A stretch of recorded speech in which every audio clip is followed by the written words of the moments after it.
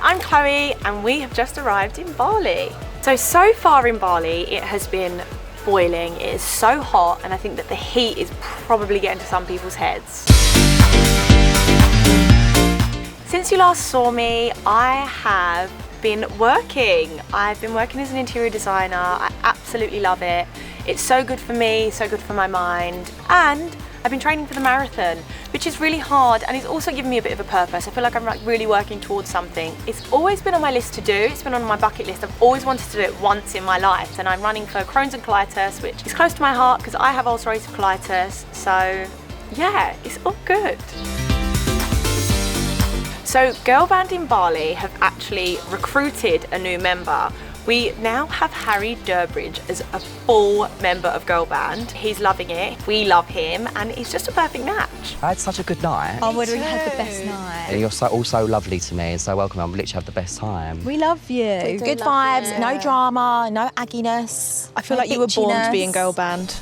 It's so nice to see Amber. She's obviously been out of the country and I've been working for a long time, so it's nice to have her back. She's happy. She seems in a good place and calm and content and not crying every 2 seconds, which is a good thing because last year that kind of was happening.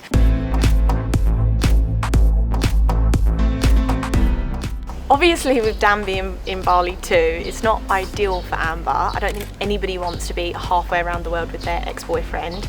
I mean, they're just kind of ignoring each other, to be honest. They haven't spoken. They kind of walk past each other like they don't see each other, which is also hard, you know, because we love Dan, we love Diags, we love the boys, so we're kind of not all together as much, which is a little sad, but you know, we might get there one day, baby steps, and you never know.